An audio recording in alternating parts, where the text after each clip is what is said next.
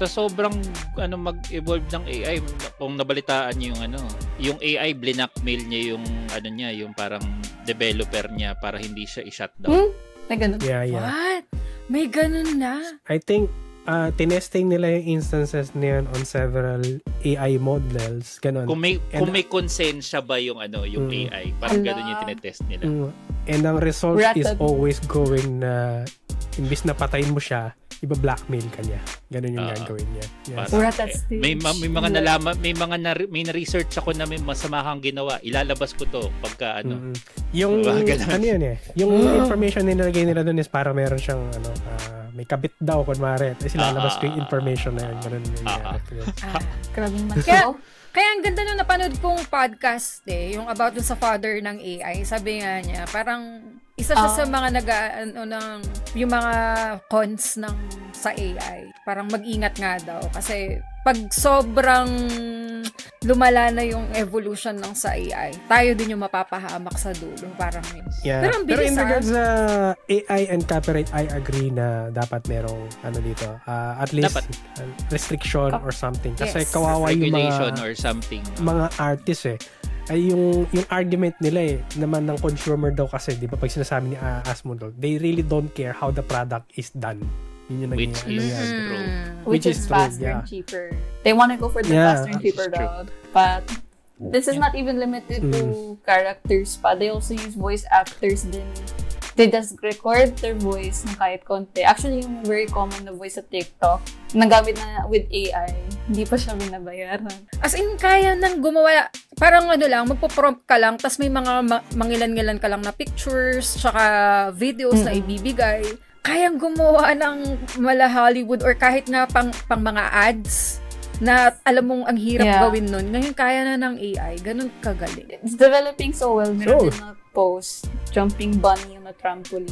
You cannot tell if it's AI or not until someone claimed it, which is nakatakot. Naging realistic na yung mismong video. Isa pa I can't tell. May mga, di ba, may mga content na ang hirap ng i-distinguish. Pero yung iba halata pa naman Ayun, nape-fake sila. Nila-like nila. Pagbawalan nyo na yung mga matatandang gumamit ng social media. Diba, tanggalan niya ng cellphone. No more social media. Grabe. Bato natin sa audience, right? What do you guys think about dun sa sa copyright na infringing na related sa AI? Do you agree or don't you agree na i-regulate? Do you agree sa stance ng Japan na yayariin nila yung Sam Altman or yung OpenAI na CEO in regards to lalabas pala, pasusugurin nila yung mga Gundam nila.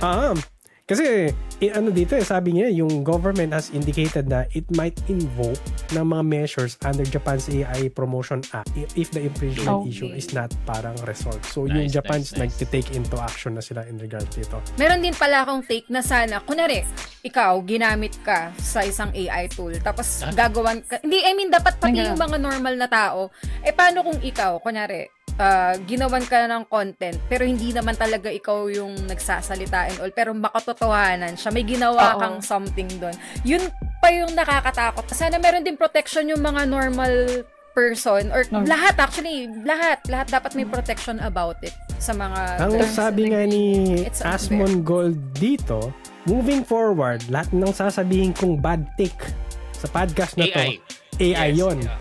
Lahat ng magagandang sasabihin ko, lahat ng mga bad takes namin dito, AI yun. So yun yung disclaimer. Hindi nyo kami pwedeng i-cancel kasi AI lahat yun. Kaya dapat pa rin talaga dun sa kung saang channel sila, kung saan sila gumagawa ng content, mas maganda pa rin dun napapanood yung mga Avian X may mention sa Korea B9 yung kasi yung actually bannable nga siya. Meron siyang AI na good point.